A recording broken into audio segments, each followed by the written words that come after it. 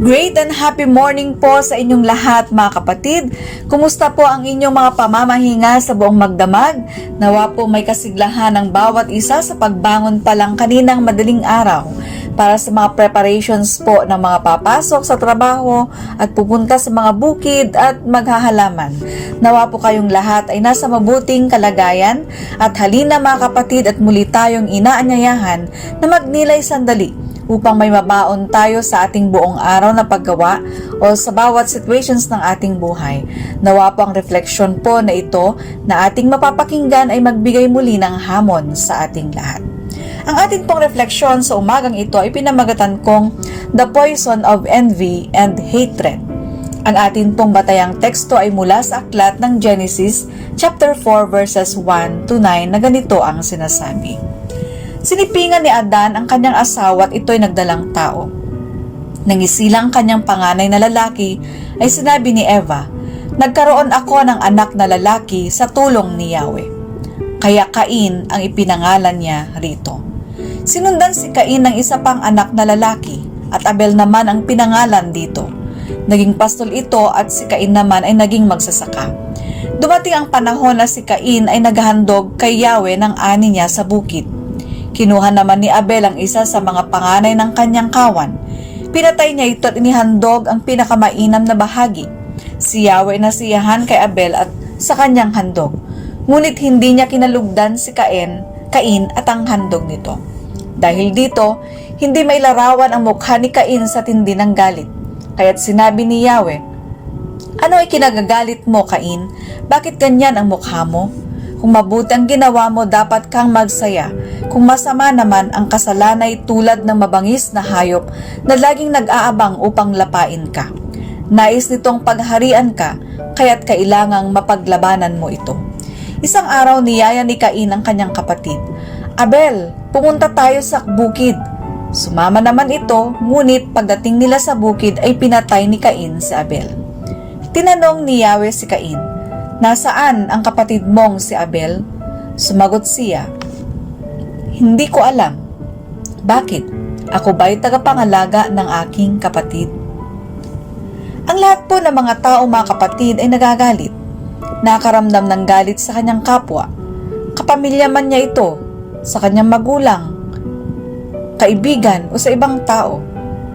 Ang pagkagalit o puot ay tinatawag na matatag na pakiramdam na matinding pagkaayaw sa isang tao, sa ibang tao o sa grupo. Maaring ito ay panandalian lamang o pangmatagalan, lalo na kung mahirap kang magpatawad sa iyong kapwa. O hindi ka natutuwa sa iyong kapwa. Dahil pag nagagalit ka, ginagamit mo halos ang iyong buong enerhiya or emotional energy. Sabi po sa aking nabasa about hatred, when someone feels hatred for another person, they often spend much of their time fixating on their anger, contempt, or dislike of the other person.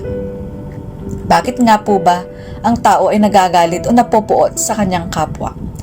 Hate is a part of the range of human emotions. Some researchers believe all people have the capacity to hate, while others believe true hatred is uncommon. What does seem clear is that hatred tends to emerge as a large or learned emotion that flourishes in the absence of compassion. Tingnan natin mga kapatid, kapag po pala naroll over tayo ng ating hatred, ng ating pagkainggit sa kapwa, nawawala na yung habag natin. Pati yung habag natin sa ating sarili nawawala. Hindi lamang yung habag natin sa ating kapwa, kundi yung kabaitan natin sa ating sarili nawawala din. Ang kwento pong ito ay isang trahedya, unang kwento ng murder po sa banal na kasulatan. Sina Cain at Abel ay mga anak ni Adan at Eva ayon po sa batayang teksto. Si Cain ang panganay, isang farmer, at si Abel na kanyang kapatid ay isang pastol.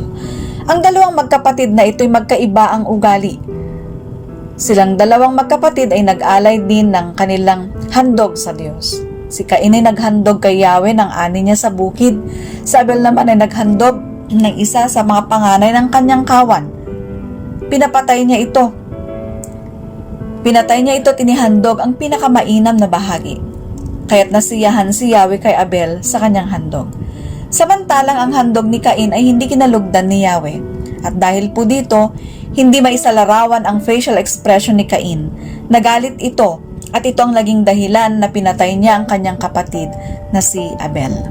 Si Cain po ay isinasalarawan sa kwentong ito bilang isang originator of evil, violence, and greed. At si Cain ang unang ipinanganak na gumawa ng karumal-dumal na pagpaslang sa kanyang kapatid. Pakiramdam po ni Cain na siya'y nalinlang, rejected, napahiya, kung kaya't na-overwhelm siya ng kanyang galit at pagkaselos. Pinatay niya ang kanyang kapatid dahil sa kanyang matinding galit at selos. Binabalaan po tayo ng kwentong ito na dapat tayong mag-ingat, pagkat maaaring tayo ay maging katulad din po ni Cain. Kung mas nanaisin nating daigin tayo ng ating mga pagkagalit at ng ating mga pagkainggit, maaring dumaloy sa ating mga dugo ang ganitong gawi at maging uri ng ating pamumuhay. Animoy isang uod na nakatira sa ating mga puso, nangingitlog at dumarami ito, at ito ang naguudyok sa atin upang magkasala, makagawa ng hindi mabuti sa ating kapwa. Hindi man makasakit sa pananalita, ay maaari ding makapanakit ng pisikal. Ito ay may negatibong epekto sa ating mga buhay, hindi lamang sa ating buhay kundi maapektuhan din ito ng ating paligid. Si Cain po ay half-hearted sa Diyos, kung kaya't ito ay isang dahilan kung bakit hindi kinalugdan ng Diyos ang kanyang handog. At dahil sa kanyang masidhing pagkainggit sa kanyang kapatid, nahagawa siya ng hindi tama, hindi mabuti sa paningin ng Diyos. Si Cain po ay may makasariling ambisyon. Hindi siya sumusunod sa Diyos pagkat ang sinusunod niya ay ang kanyang sariling desisyon. Wala siyang takot sa Diyos. Ang pagkainggit po ay isang deadly emotion pagkat lumilikha ito ng pagkagalit sa taong kinaiinggitan. Ito po'y nakalalason sa puso at isip ng tao ang pagkainggit sa kapwa. Mapanganib ito at mapanira. Hindi natin namamalayan na unti-unti tayong sinisira ng ating pagkainggit at pagkagalit. Hindi po ang ating kapwa ang unang nasisira kundi ang ating mga sarili. Naiinggit tayo dahil mayroon tayong inferiority complex o nakikita natin na mayroon sila na wala tayo. Feeling natin na mas mahal sila ng karamihan o maaring pakiramdam natin ay powerless tayo. Kaya ipoproject natin ang ating kapwa ay mas mahina sa atin. Kaya gagawa tayo ng hindi mabuti sa ating kapwa. Maninira tayo ng ating kapwa. Hindi po lingid sa ating lahat mga kapatid. Marami ang mga magkakaibigan at magkakapatid ang nagkakagalit-galit, nag-aaway-away, at nasisira ang ugnayan dahil sa inggit at puot. Maraming mga bagay ang pinagkakasiraan ng bawat isa. Maaring ito ay kayamanan, salapi, ang lahat ng mga ari-arian na mayroon ang ating mga magulang, hindi nagkakasundo ang mga magkakapatid, o maaring ito po mga kapatid ay mga gampanin sa trabaho, minsan magkakamag-anak ang naroroon, hindi nagkakasundo-sundo. Nakalungkot, hindi ito ang dapat na mangibabaw sa atin. Kaya ang mundo na ating ginagalawan ay walang kapayapaan, nabubuhay sa pagbabangayan, dahil sa pagkaganid, dahil sa ayaw masapawan ng iba, ayaw patalo, at laging ang tingin sa sarili ay naaargabyado at nalalamangan ng kanyang kapwa. Hindi nalugod ang Diyos sa ginawa ni Cain kay Abel. Alam po ng Diyos kung ano ang kanyang ginawa sa kanyang kapatid at hindi niya ito maililihim kailanman. Noong tinanong siya ng Diyos kung nasaan ang kanyang kapatid, ano po ang sagot ni Cain? Bakit? Ako ba'y tagapangalaga ng aking kapatid? Isa lamang pong ibig sabihin ng tinuran po ni Cain. Ayaw niyang magkaroon ng responsibilidad sa kanyang kapatid. Wala siyang pakialam. Wala siyang nararamdamang pananagutan kahit na nagawa na niya ito ng masama. Nananalaytay sa dugo ni Cain ang gawa ng kaaway. Hindi niya napagtagumpayan ito dahil sa kanyang masidhing pagkainggit at pagkagalit. Si Cain po ay naging alipin ng kanyang sariling kasalanan. Hindi man lamang siya humingi ng tawad o nalungkot sa kanyang nagawa. God tried to correct Cain, but instead of responding to the will of God, Cain was offended. Hindi nakinig si Cain sa Diyos. Siya'y lumihis sa kalooban ng Diyos. Evil has taken root in his heart and he resented his brother, thinking Abel was the cause of all his problems and frustrations. Parang sinisisi pa niyang kanyang kapatid kung bakit siya nagkaganoon.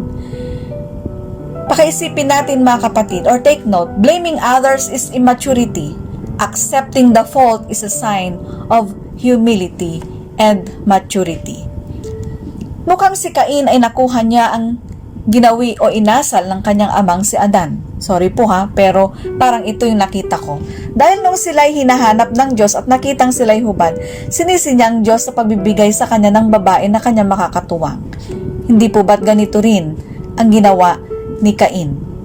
Isinisi niya sa kanyang kapatid ang kanyang ginawa. May mga panahong ganito rin po tayo mga kapatid. Kapag tayo nasusukol o nako-confront, instead na magbalik loob at humingi ng tawad, nagmamatigas at nagmamataas tayo dahil na-offend tayo sa pagtutuwid sa atin. Mas gugustuhin nating isisi sa iba ang ating pagkakamali at pagkakasala. At gusto nating makita ng iba na pangit ang ugali ng ating kapwa kaysa sa atin. Maaring itaas natin ang ating mga sarili at tayo'y magmapuri. Tanungin po natin ang ating mga sarili, kailan tayo naging katulad ni Cain? Hindi man tayo pumatay ng ating kapwa na literal, subalit pinatay na rin natin sila sa ating mga iniisip laban sa kanila at ipinakikitang gawi sa kanila. Pakaisipin po natin na kung ganito tayo sa ating kapwa, wala tayong bait sa ating mga sarili, wala tayong pinagkaiba kay Cain. Hindi tayo nahahabag sa ating mga sarili sa maaaring maging kahihinatnan natin. Mag-reflect po tayo mga kapatid, at baka mayroon ding nananalaytay sa ating dugo na tulad kay Cain. Hingin po natin sa Diyos na tayo ay kanyang patawarin, ituwid at linisin ang ating mga puso at bigyan tayo ng tamang desire ng ating mga puso. Lahat po ng tao ay may tendency na makaranas ng Cain syndrome, kung kaya't tayo ay pinag-iingat upang hindi natin pagsisihan sa bandang huli. Idalangin po natin sa Diyos na tayo ay kanyang patawarin sa mga panahong may guilt tayo at may ganitong mga damdamin sa ating kapwa. Pakaisipin natin mga kapatid, kailanman hindi tayo magiging masaya at mapayapa kung nananaig sa ating mga puso ang ganito. Idalangin natin sa Diyos na tulungan tayong mabago para sa ating ikabubuti, ikatatahimik at ikasisigla ng ating mga buhay. Dahil kapag nagawa natin ito, mararamdaman natin ang tunay na kaligayahan, contentment, buhay na lumalago sa pag-ibig sa Diyos at sa ating kapwa. Amen. Maraming salamat po muli sa inyong lahat mga kapatid sa walang sawa ninyong pagsubaybay at pakikinig sa Tinapay ng Buhay tuwing araw ng Lunes. Nawa tayo po ay muling nakapulot ng aral na maaari nating magamit sa bawat mga situation at karanasan natin sa ating pang-araw-araw na buhay. Gabayan nawa tayo ng Panginoon sa lahat ng ating mga paggawa at mga desisyon. Samahan nawa kayo ng Panginoon, ingatan nawa kayo at ang kanyang pagpapala ay igawad sa inyong lahat. Have a blessed week mga kapatid. I-enjoy nyo po ang lahat ng inyong mga gampanin sa loob at labas ng tahanan. Hanggang sa muli, bye-bye!